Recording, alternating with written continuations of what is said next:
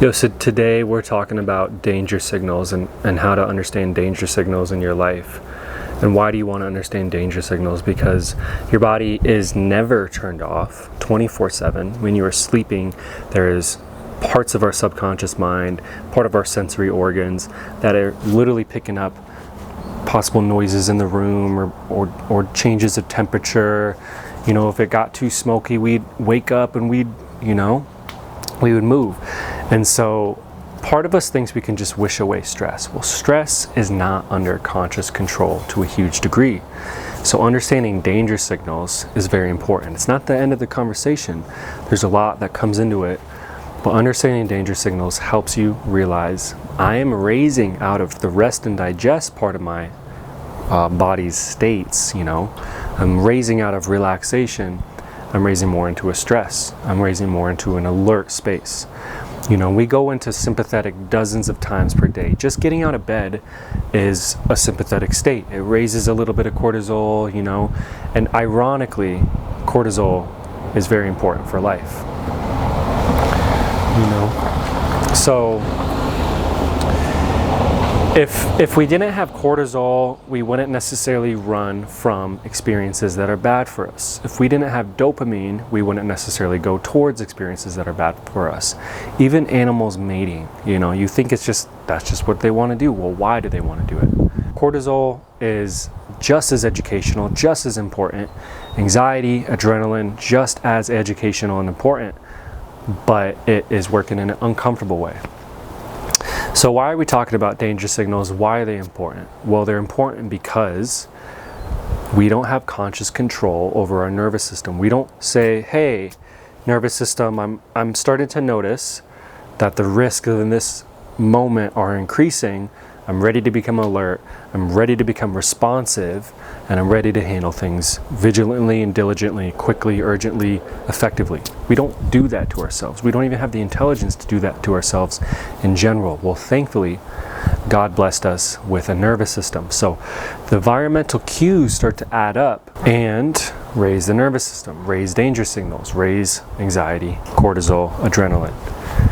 And why is that good? It's good because this is supposed to be happening dozens of times a day. And when it happens, we shift into handling what we're supposed to handle. Well, here's the thing. There's two main problems here. There's a few main problems. One problem is how do we get out of it once it's done? The second is what if it doesn't require stress? How do we have resilience enough not to raise into sympathetic?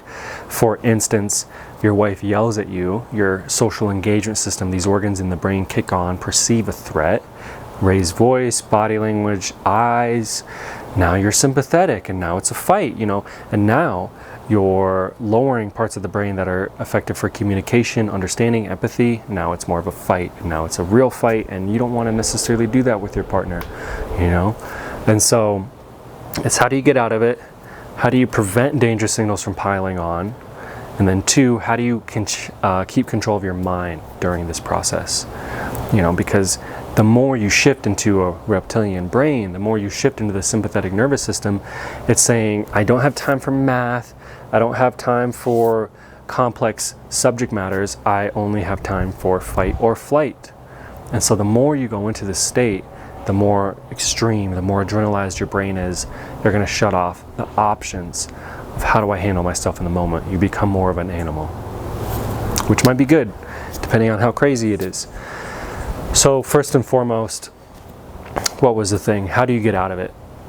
Well, that's effective, especially through posture and breathing. People misunderstand the psychosomatic aspect of things, which is your thoughts affect your body. Your thoughts, potentially are creating 70,000 to 300,000 to 1 million chemical reactions in a day. Where it ramps up your nervous system. It creates more adrenaline, or it creates more GABA, peace hormone. Ramps up cortisol, or makes you feel chill. So your thoughts really are the starting point for the rest of your life to follow. And, real psychosomatic, real chronic doctors that understand people are in chronic states and, the drugs aren't working, the procedures aren't working. Well, what is it? Well, something about their psychology does not admit to their body that the event is over. So that's all we're trying to say here is if some of the top doctors in the world understand the psychosomatic relation to processing stress and just literally the earnest admittance, the reconciliation, the acceptance that the moment is over, that is very important. So to get out of fight or flight, ongoingly, do some sort of pat on your back gesture, even a ritual sometimes, which is like, be there for yourself. Acknowledge it's good, that was crazy. That's what you can say. That was crazy. That was crazy. It's over. Now it's time to move out of these danger signals. Your job's done. You can still have somewhat of a alertness and a vigilance, understanding, is it really over? But you want to shift more into parasympathetic. Second thing is preventing upregulation. Well, for me to prevent upregulation when I don't want to be upregulated, it comes down to past experiences as a flesh being, as a body. The body keeps the score, they say. Well, here's the thing. Why is boot camp so important? Boot camp is not just important for the technical skills of learning how to shoot a gun and be in these scenarios where, yes, the knowledge of how to address that does come into play, but it also comes down to purging the flesh of fear and insecurity and how it's going to handle certain situations. When you've already suffered and endured it, and yes, you might have hated it, but then you did it again, you hated it less, then you did it again, and it became a little bit normal. That's one thing. You realize you had immense fear for the situation, and maybe your fears didn't show up during it. You did it a few times, your fears didn't show up the way you feared they would. Or two, they did show up and you knew how to handle it, or you handled it and you understood, this is the process I got to go through to deal with this fear. So that's another thing. Overall, you realize my resistance to the moment is kind of my problem. It's not necessarily a problem of that situation. Of course, that situation requires more, it demands more attention, diligence, me being on it. Yes, it does do that. But overall, it's not the end of the world. And why we're saying this is developing resilience, this is developing competency, this is developing a level of faith in yourself, this is developing overall courage for life. So if you don't want to easily get bothered by everything, you have to do things that stress your body out, that make you want to escape the moment. Whether that's a really hard workout, not just like little weight training, but you're in this 20-minute window of stress and fear. Some sprints, some cold plunges. For me, I'm a big bushwhacker. You see that thing behind me? There's so many moments that it's like me, tons of thorny stuff, and my goal separated by that. And you just got to do it. You have to go into this place.